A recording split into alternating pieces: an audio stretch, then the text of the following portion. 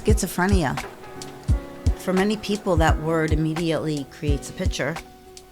But what if that picture is incomplete? What if the person behind the diagnosis is also a mother, a nurse, an advocate, a friend, a daughter, a sister, a person building a life while carrying something most people don't fully understand? Today's conversation is about challenging assumptions and broadening the way we think about mental illness. I'm joined by Rita. She's from Ireland. She's a mental health advocate who shares openly about living with schizophrenia, motherhood, becoming a nurse, and bringing awareness to conversations that often happen behind closed doors. This conversation is not medical advice. It is not treatment guidance. I am not a psychiatrist. I am not a psychologist. I'm not a therapist. I am a certified coach who wants to have a conversation about a lived experience, about identity, about resilience, about being seen as more than a label. So grab your coffee and welcome back to Sip on This, the show where we talk about love, life, careers, and mental health. If this is your first time joining me, then welcome. I am your host, Deirdre Haggerty. I'm an ICF certified coach and the founder of Coaching with Miss D, which offers life, relationship, and career coaching to help you align your values and vision for life. I am so excited you're joining me today to have a conversation, coffee or tea in hand, as we chat about life and careers and relationships and all the little things that can shape who we are. I won't lecture you or tell you what to do. It's just the two of us in a coffee shop chatting about topics that make us laugh or drive us nuts. Today's conversation is a little different, and it matters. I talk a lot here about reinvention and identity and relationships and work and toxic work environments and becoming who we are through different seasons of life. Today, however, we're exploring all of that through the lens of mental health. I'm joined by my friend Rita, who I recently met via LinkedIn. She's from Ireland. She's a mental health advocate who is helping bring awareness to what life looks like while navigating mental illness, motherhood, work, and purpose. So again, before we begin, just a really quick note. Today's conversation is about lived experience and awareness. This is not medical advice or treatment guidance. Welcome, Rita. Thank you so much for being here. Thank you so much for having me. Oh, it's absolutely my pleasure. And of course, I'm going to start with you before advocacy and before awareness work. I want to talk about who you are. So in your own words, I would love to hear about your story and what led you here.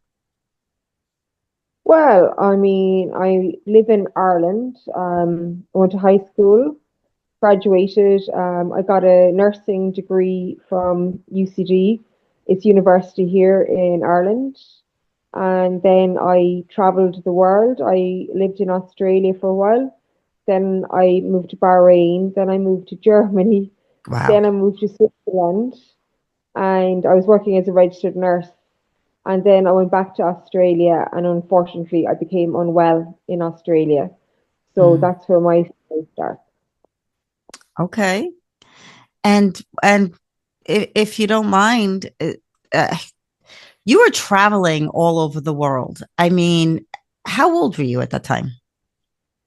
I was 25. You were 25. And you hadn't realized or you became unwell in Australia. So while you were traveling the world, what was life like for you at that time? Well, I suppose it's a done thing in Ireland. Ireland, Irish nurses go to Australia.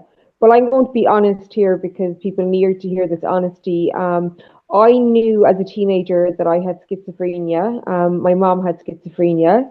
And how I knew, I'll give you one example. I was about 15, I was hanging out with my friends in my bedroom, and mobile phones were just a new thing. And I started texting one of my friends, really horrible things.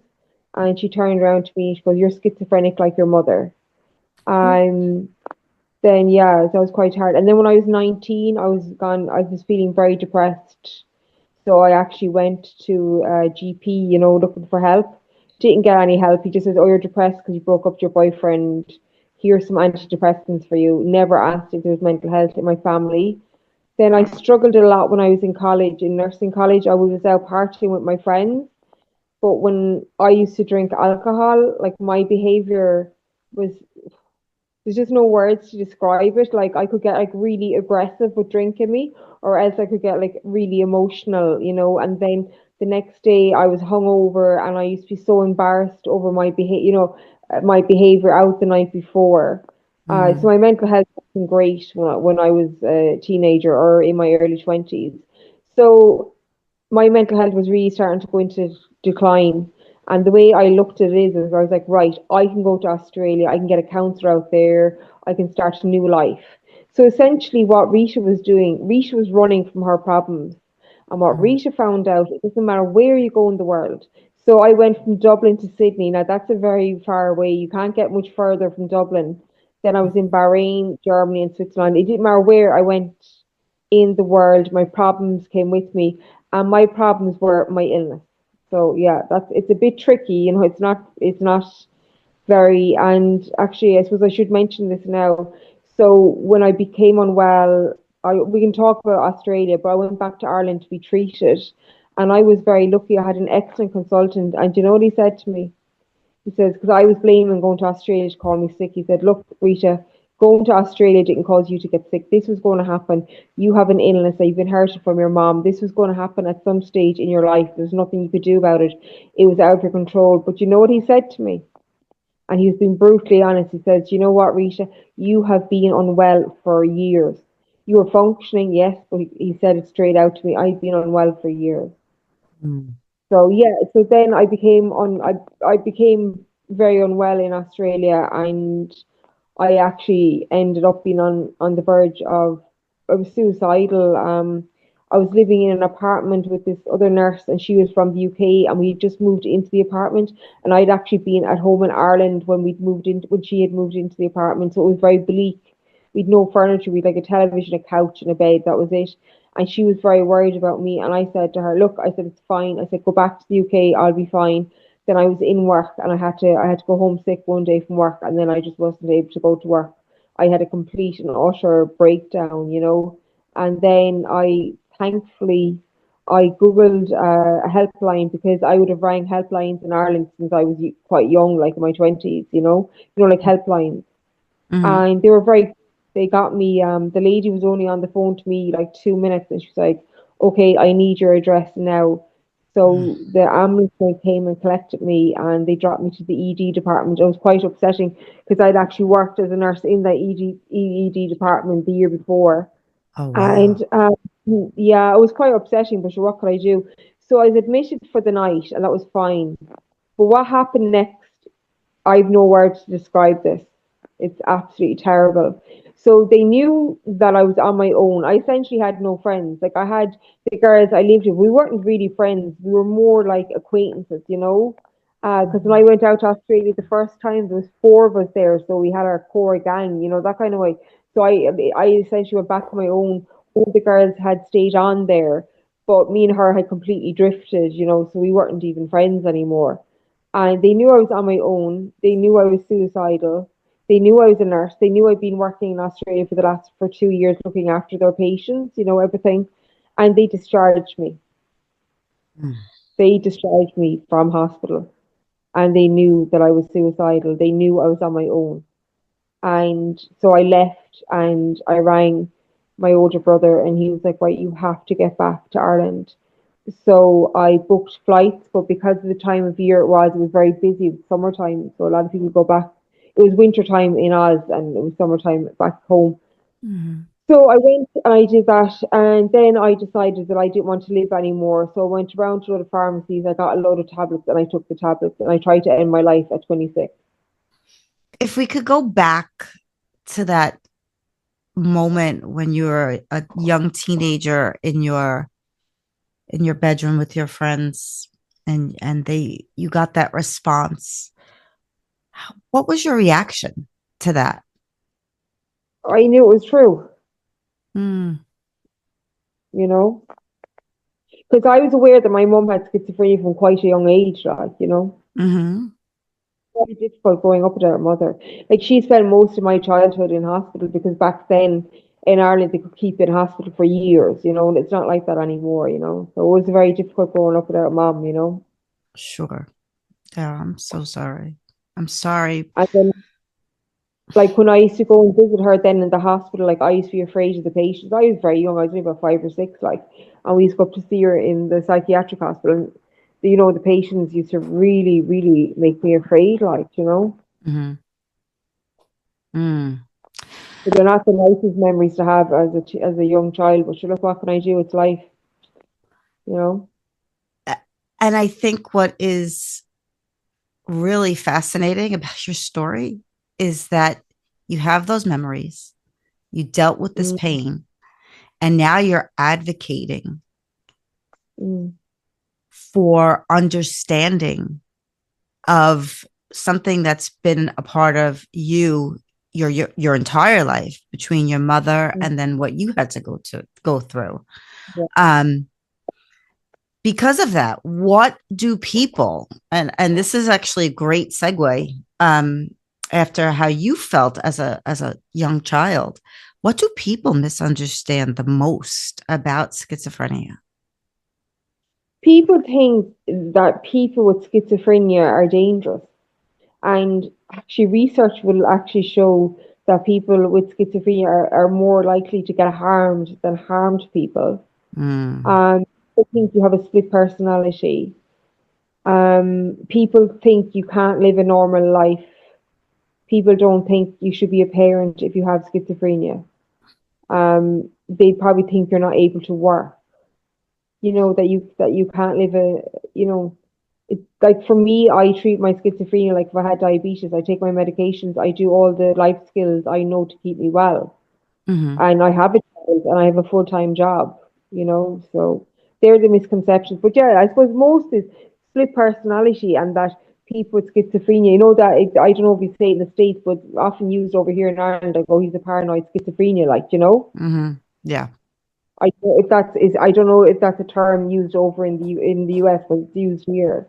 And you yes, know, yeah, that they think that people with schizophrenia are dangerous, but actually research shows that people with schizophrenia are more likely to experience harm and violence, you know, and that you can't live a normal life with schizophrenia. Like it's very upsetting, like, but when I when I was in a position to have the child, you know, I thought I was like, I'm ready now. We have a house, I have a job, you know, I'm ready to become a mom.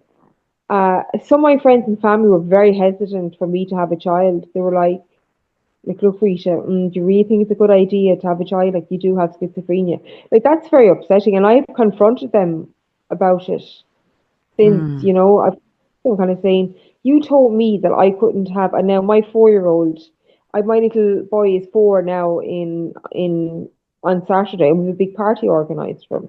He's a very happy, well-adjusted child. He's got no problems. He's very happy. We're great parents to him, you know. So that was very upsetting. Imagine your best friends and your parents saying, "No, don't have a child because you've schizophrenia." Like that's hmm hard to take, you know. But I suppose talking about the advocacy, like, so I'm in Australia. I've just had a nervous breakdown. I know that's a terrible word, but that's the word that most people understand. hmm I'm suicidal and I've just taken a load of tablets. I'm on my own and I have to wait 6 days for a flight. And then I had chronic vomiting and chronic diarrhea. And I tell you, those 5 nights I spent in Sydney were the bleakest days of my life. I mean, I had chronic vomiting, chronic diarrhea. I'd no one come visit me. I think I had one person come visit me, um, and I didn't know what was going to become of me. I just did not know. All I knew is I was on a flight back to Ireland. Did not know what. And then there was a psychiatric hospital, and I used to ring the psychiatric hospital crying, saying, "I'm coming back to Dublin in 6 days. Can you look after me?" It was just horrendous. And then after all that, Then I had to fly back to Dublin on my own. And it's a terrible flight. You go from Sydney to Dubai, 15 hours, you've an hour and a half layover, and then it's 8 hours on to Dublin. So I still, and you know what that was? That was my resilience. That is resilience. If you look up resilience in the dictionary, you should look up what I did after everything I went through, like, and I still managed to get back to Dublin, you know? Is how did resilience is a great word. How did you find the resolve to do that? Like I just how wanted to live. Something inside me wanted to live.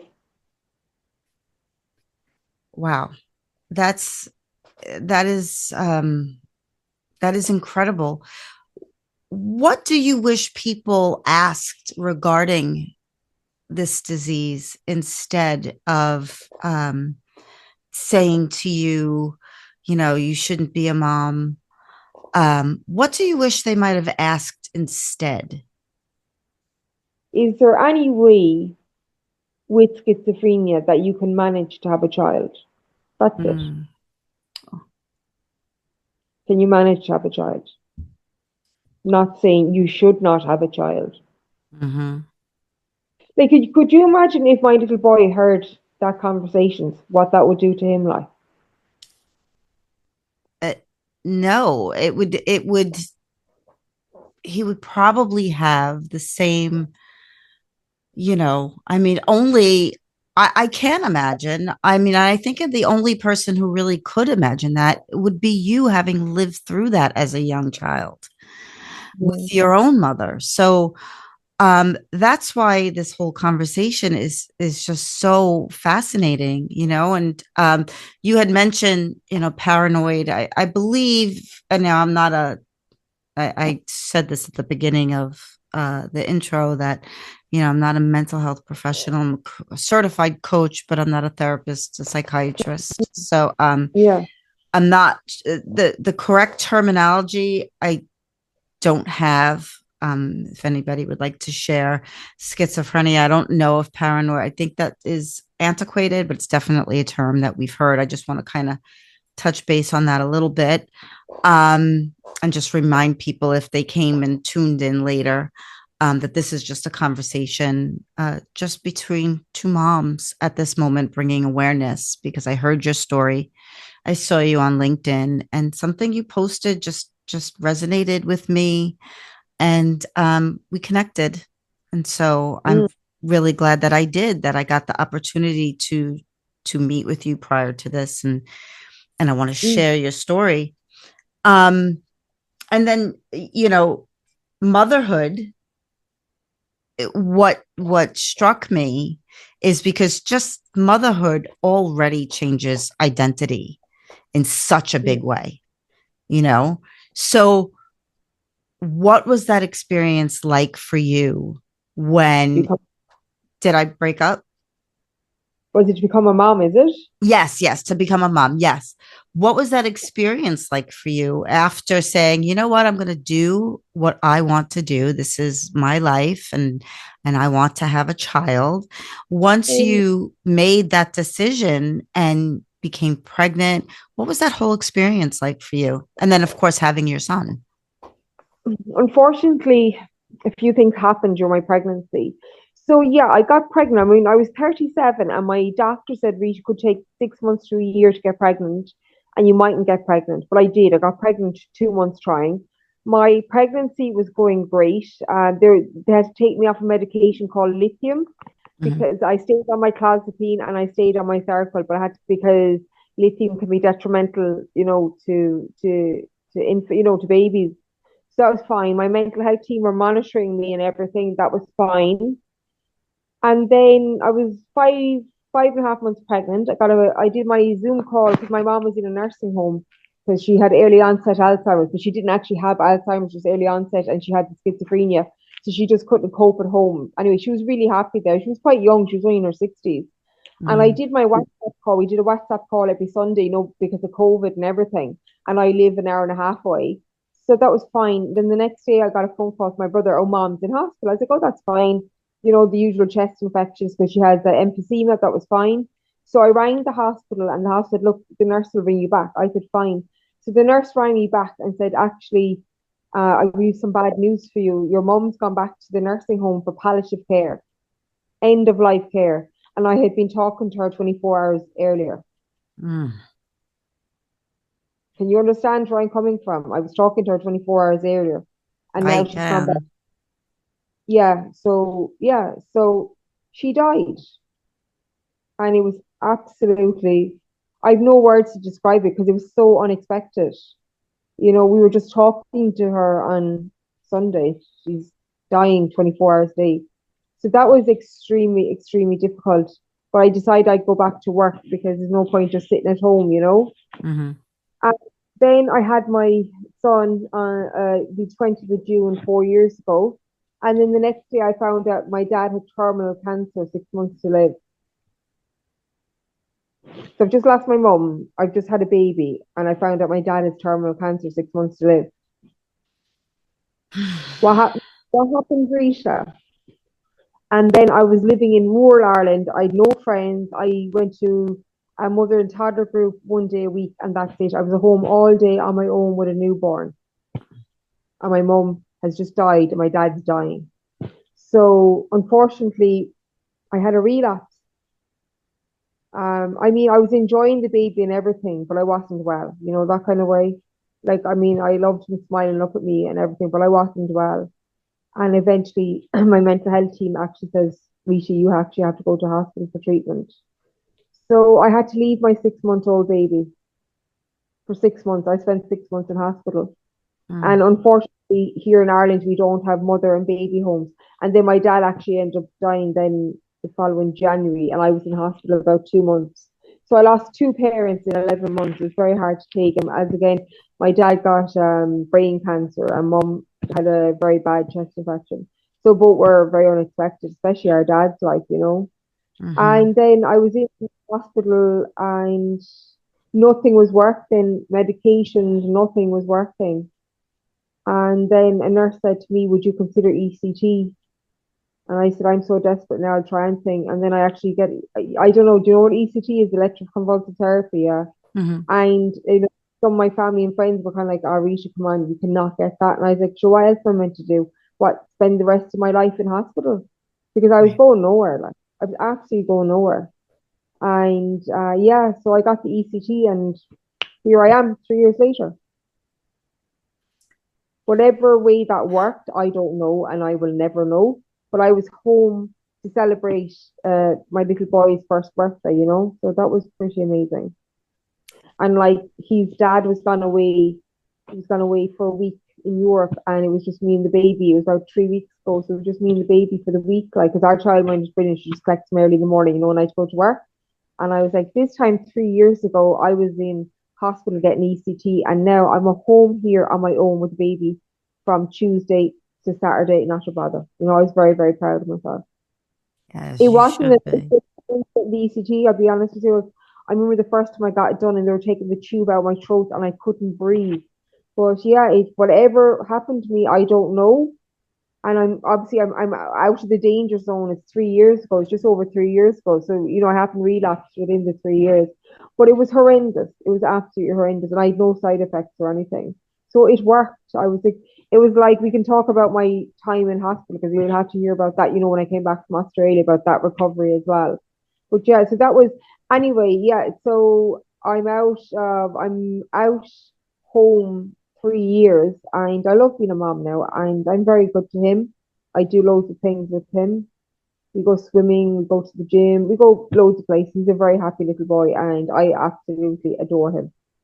So yes, so my first 6 months of motherhood, not that they weren't great, but I wasn't well. Mentally, I wasn't well, so I wasn't able to enjoy him as much as I should have been able to. But I did enjoy him. Like, I remember when he was smiling up, and when he was learning to walk. The little milestones, and then when they start to talk and everything. Like, but since I came back, and then I missed 6 months of his life because his dad, it was an hour and a half away. It's quite far. With a child that age, to bring them up and down the whole time. It's not fair to the child either. And then, yourself, you're a mom, you have to bring bottles, you have to bring food, you have to bring this.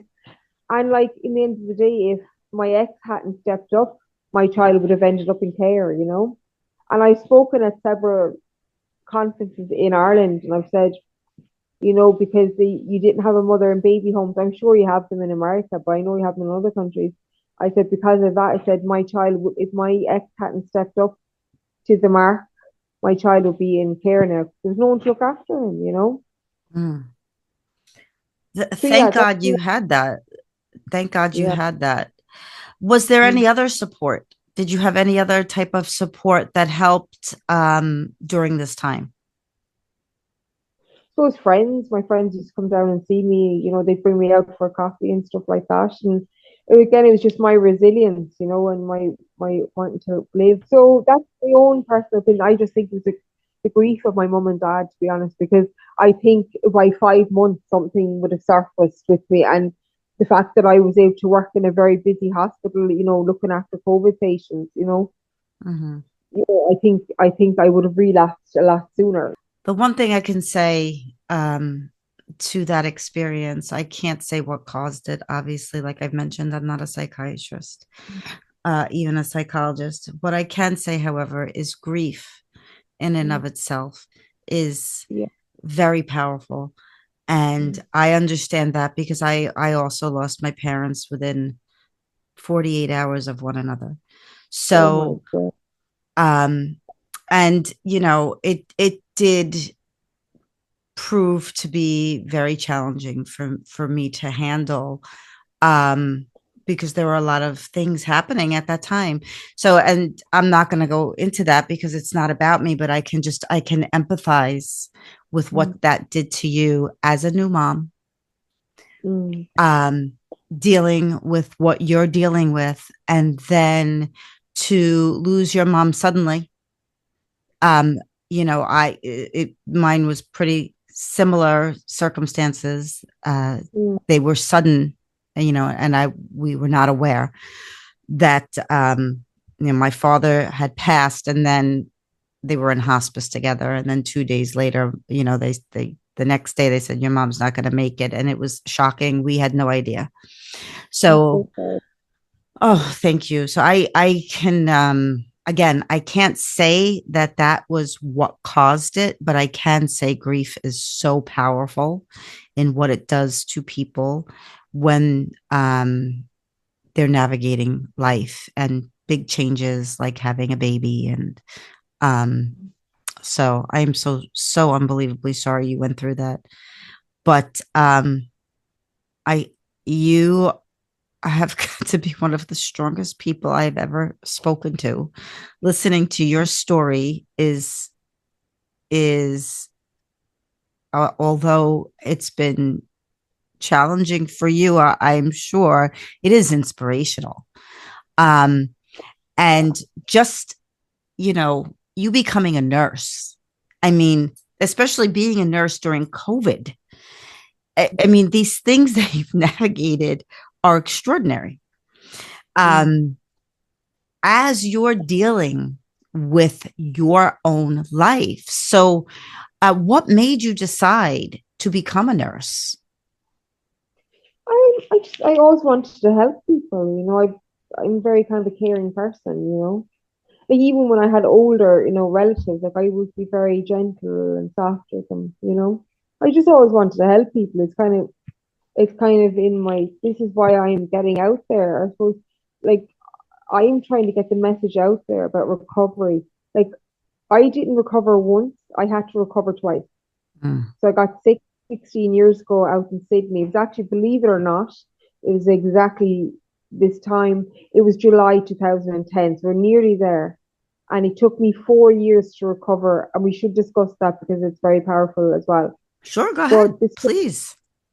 the strange thing is, after this relapse, within what we did is, because we got a childminder. Obviously, I wasn't here to look after the child, and my ex-partner had to go to work. So we got a childminder, okay?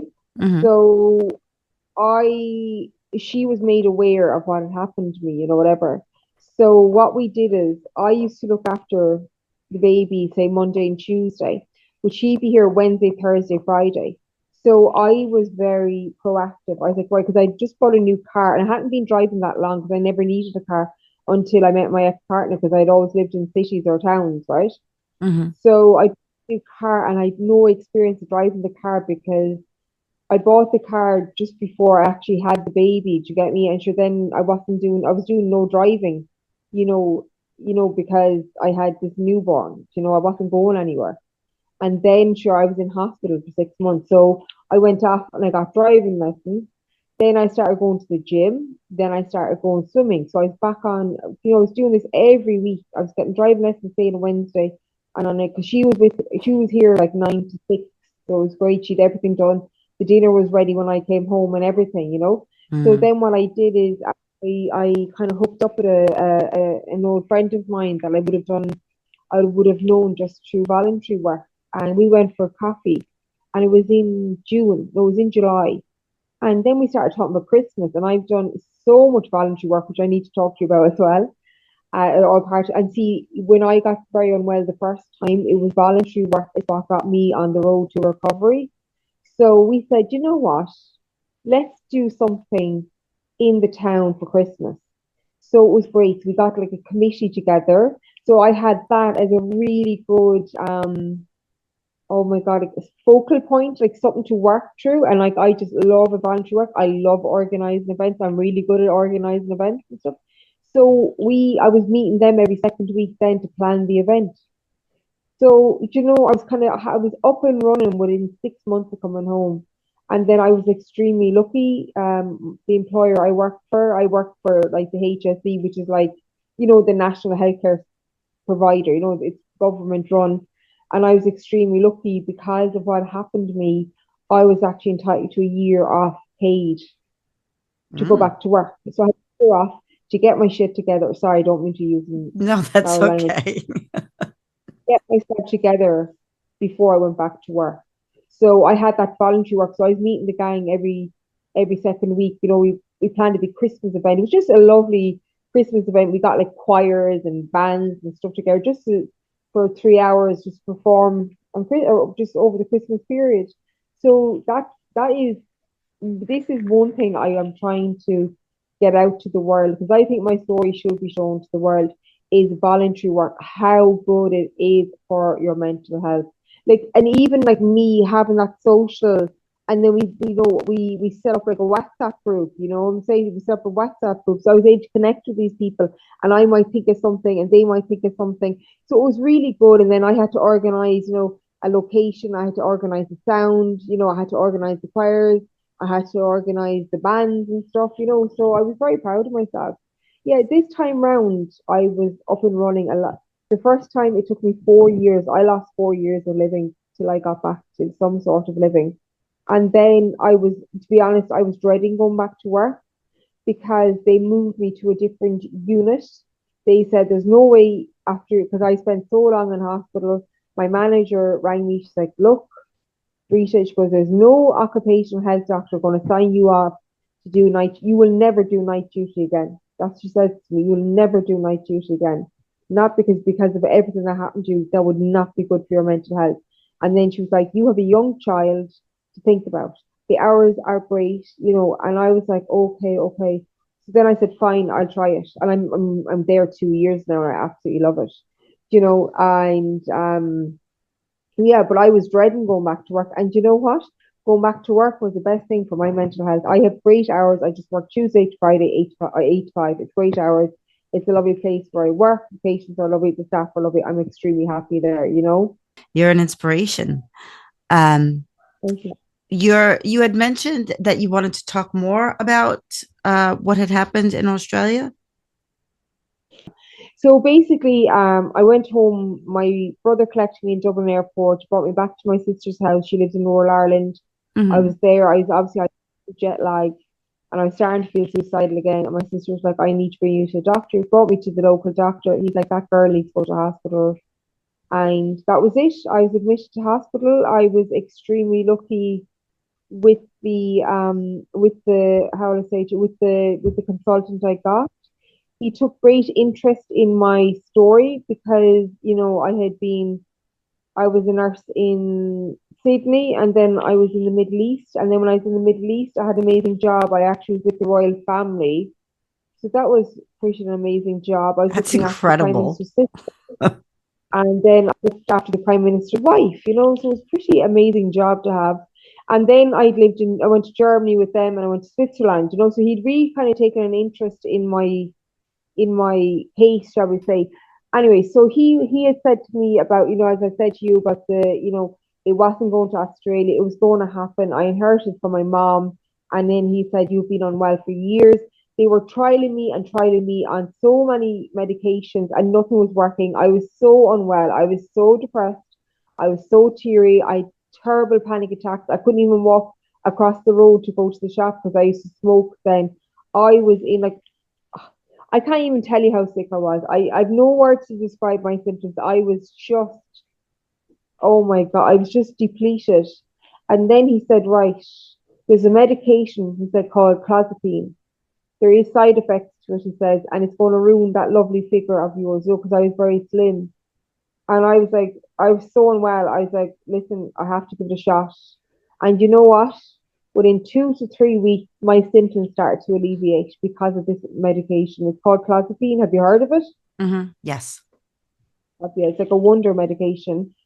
And then I was on the road to recovery, which is phenomenal considering how unwell I was. And then I ran into trouble because my consultant was like, right, Rita, because I was away from my hometown. I was about an hour and a half away from where I grew up, you know, because it was just where my sister was living. That was the local hospital. He goes, right, so where's mom and dad? And I said, oh, I don't have a family home. He says, what do you mean you don't have a family home? I was like, yeah, when I was 21, I was like, my dad stopped paying the mortgage, so we lost the family home. And he actually turned around to me, he goes, did you ever get it easy, Rita? I said, no, I didn't. He goes, well, that's obvious. So then a friend of mine had to step up and say, look, Rita, you can come and stay with me and her partner. You can get yourself together. You know, there's a room there for you. And like to make it worse, like she was one of my long life friends, but to make it worse, I'd actually only met her now husband, but at the time it was my partner. I'd only actually met him once because I was in Australia when they got together. So we obviously he met me then when I was in hospital, but he'd actually ever met me like when I came home for a holiday and then I was gone again, you know. And then suddenly, so technically, I was homeless. I was actually technically homeless, yeah. Because I was of no fixed abode. Is that what you say in America as well? Of no fixed abode? Yeah. So No, but it sounds a lot better. here's a girl that got an honors degree in nursing, has worked all over the world, looking after a royal family, and she ends up homeless. You know, it can happen to anyone. Sure. Just existing is the only word. I was breathing, but I wasn't well. I was very unwell, you know, that kind of way. Anyway, so then in December 2012, so then I was very unwell. I wasn't well. So then I had to go up to like a day hospital so they Hmm. could keep an eye on 9 to 6, Monday to Friday, and at the weekends, then I was with my friends. And I was starting to kind of feel suicidal again. I was on the way home, and I mean, I was at risk of suicide because I had tried to take my own life, you know. So I was walking home back to my friend's house. And I was kind of looking at the river. I was like, no. And then when I was in bed asleep at night, I was looking up at the railing, kind of going, could I hang myself, you know? And then I went in one day and a nurse goes, right, Rita, what's going on with you? I burst into tears and I told her. And they said, right, that's it, Rita, you're going to hospital. It was terrible. It was only a few days before Christmas. It was absolutely terrible. Anyway, I was discharged. I had a terrible Christmas. I wasn't well at all. Now, this is the importance of care. So I had a fantastic consultant. He put me on a medication called lithium. And he Hmm. said, Risha, we're actually referring you over to a different team. They're called the Rehabilitative and Recovery Team. I don't know if we have them in America. I'm not sure. But you know what? Within 10 days of being put on lithium, what happened? Risha's symptoms started to alleviate like the clozapine. I just don't know what happened, right? Because I can't describe to you how unwell I was. Like there's actually no words to describe how unwell I was. Okay. Hmm. So first thing they did is they got me an apartment to live in so I could live in independently. Oh, and on top of that, they said to me, and again, now this is someone that is not well. They said, Risha, what are your goals? I said, I want to lose weight and I want to get back working because I was always a workaholic and I would have always been quite slim, but because of the clozapine, it's an antipsychotic. I put on, I don't know, you do kg in the UK or in the US, is it kg, is it? Mm-hmm. So I was about 48 kg and I went up to about 88 kg. Okay. That's a lot of weight to gain, a lot of weight. Mm-hmm. Okay. So first thing they did is they got me an apartment to live in.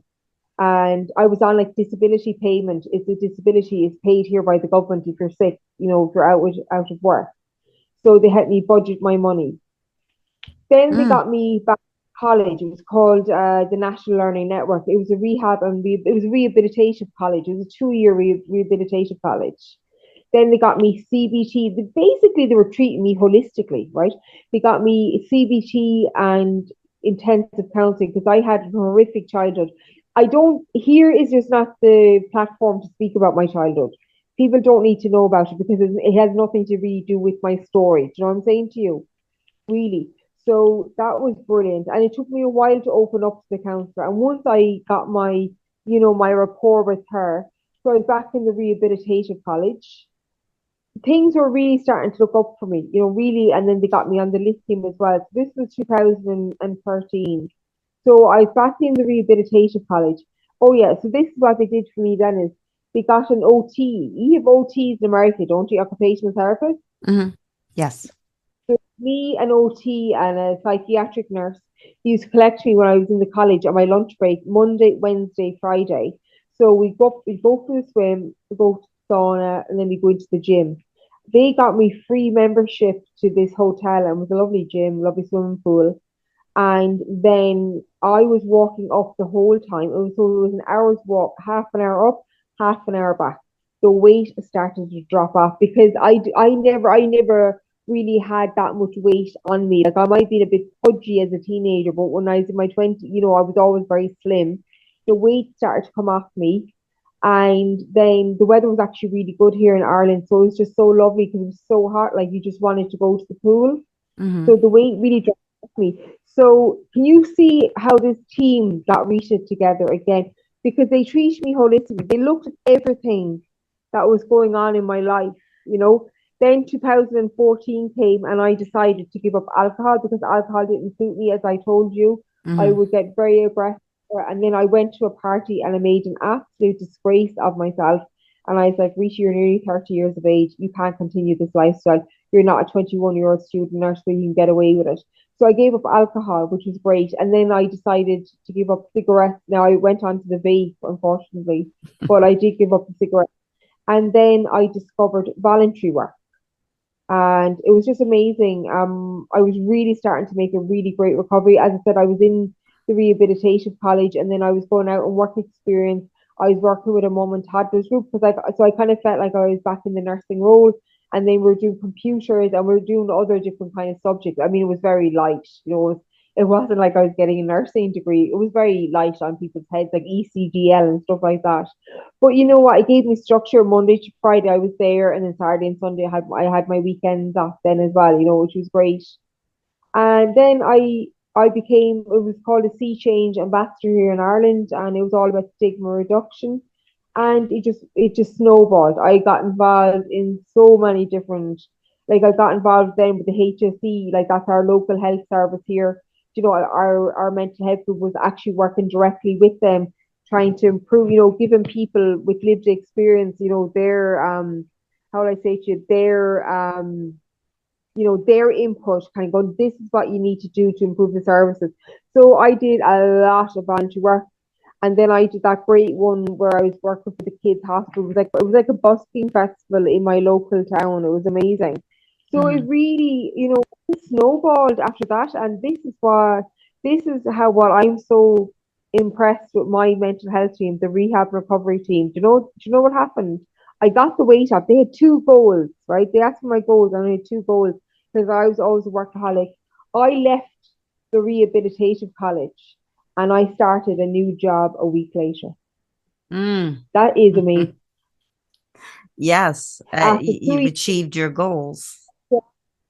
yeah, I didn't go into a nursing job. I was doing home care in people's homes, but like it Hmm. was still healthcare. Of And I course. absolutely loved it.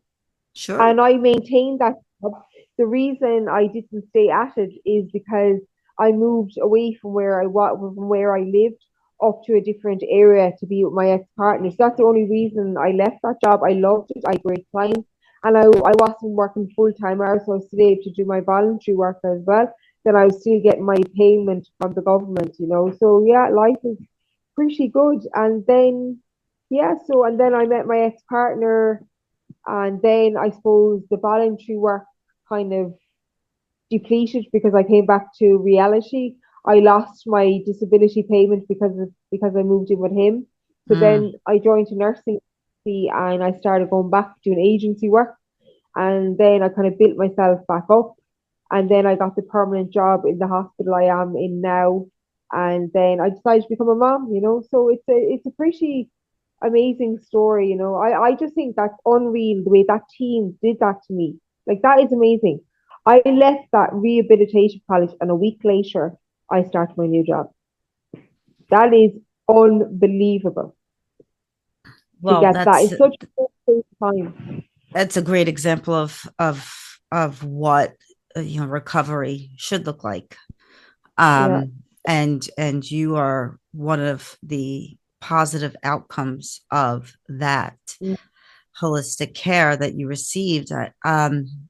Have you ever thought of writing an autobiography of your I experiences? I want to see where life brings me. Life is kind of changing for me at the moment as well. So I'm just going Mm. to see where life brings me. Give me a few more years, you know. I'm only 42, so I'm Yeah. still quite young. Well, you could make part Uh, one, two, and three, Rita, because it's fascinating. Just those that lived experience. You had mentioned, and I'm not going to press you to go into this at all, but you had mentioned your childhood, um, which at some point, if you'd ever love to come back, mm, and share that, because it is important.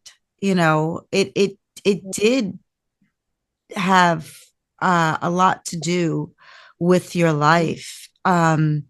So we could always do a part two as well.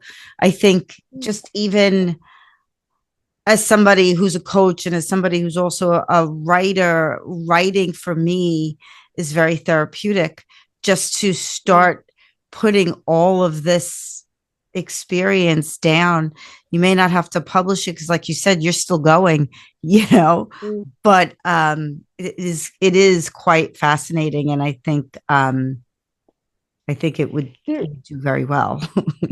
It's just like I'm working on loads of new projects here in Ireland at the moment, and they're absolutely amazing. Oh my God, it's crazy the things I'm working on. They're absolutely amazing. Like one of the projects I'm working on, like if these things go through, we're just going to change mental health here in Ireland, you know?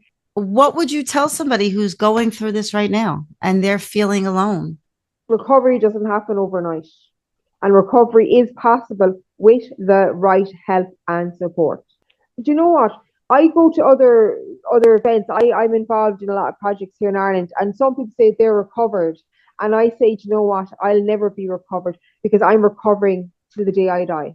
What's the next step for you? What is your next goal? I know you're doing advocacy, but what's your goal with this? What would you like to achieve? I want to get into work in mental health, but I'm not jumping at it.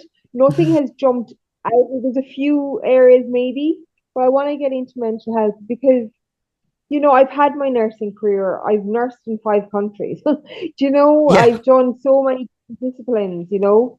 I want to get into mental health and like all the like I'm doing all the advocacy work with the doctors, and I'm even outside them I'm involved in other projects as well. I'm a busy lady, and I have a 4-year-old and I work. Sure. I just think I I'm lost where I'm working. I should be working in mental health. I don't know exactly which line yet because there's just so many different areas I can get into. So you know what? I'm just enjoying life and Hmm. I'm just going to let life happen and see where life takes me. What would you like your parting words to be for somebody who's listening right now? Um, whether they have a Um, family member going through it or they're going through it, what would you like to leave them with? it's a very lonely place. when you're unwell. I have no words to describe how lonely it is. You just feel so detached from reality. It's so dark. I felt like I was in a dark room, like I'd been planted in a dark room and I could see no light. I could see no light.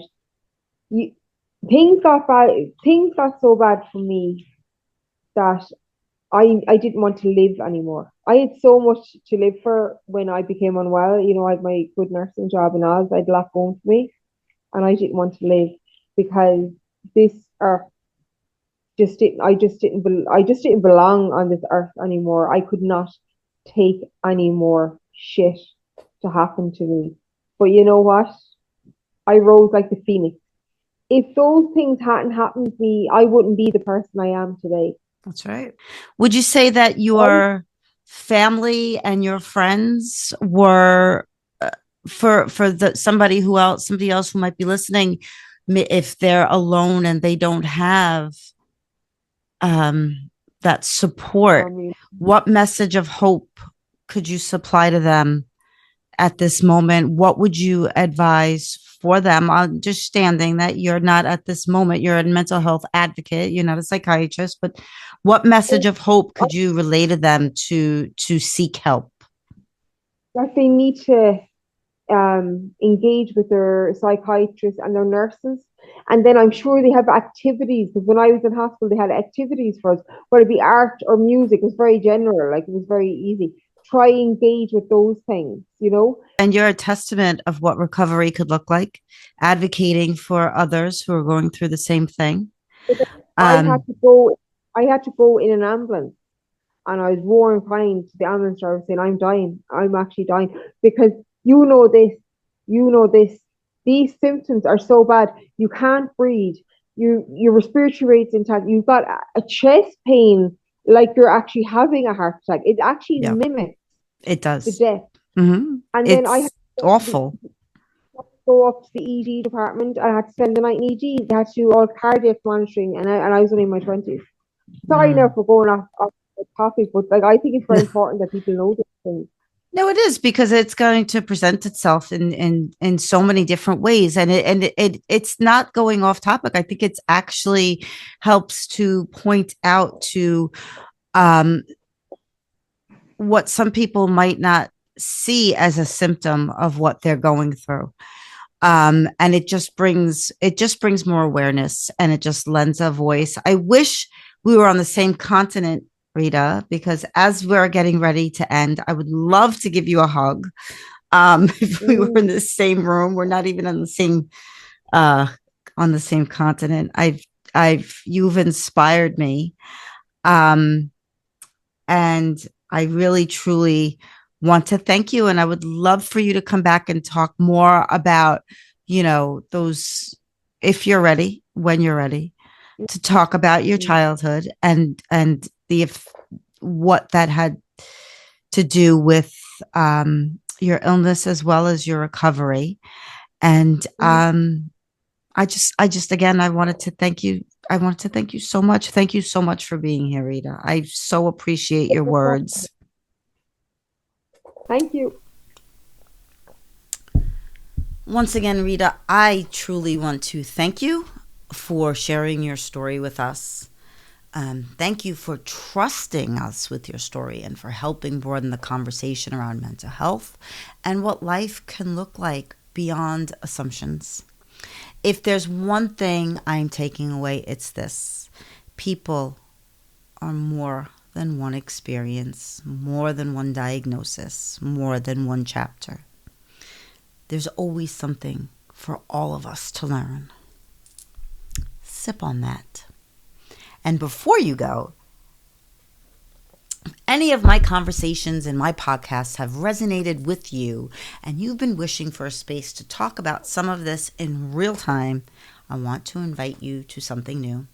Coffee with Miss D, a free monthly Zoom gathering for women who are navigating change, reinvention, relationships, career transitions, and discovering what comes next. No pressure, no perfect answers, just real conversation, reflection, connection, and maybe one next step. So grab your coffee and join me. Or your tea. Our first Coffee with Ms. D is on Friday, July 3rd at 10 a.m., and it continues on the first Friday of every month. You can register at coachingwithmsd.com/coffee. I would love to see you there. Please share today's episode with someone who may need to hear about schizophrenia, mental health, or maybe just someone you know who needs a coach. And please also don't forget to like, subscribe, and visit coachingwithmsd.com for more resources. Until next time, keep sipping, and remember to live your life as your authentic self. Your version, no one else's.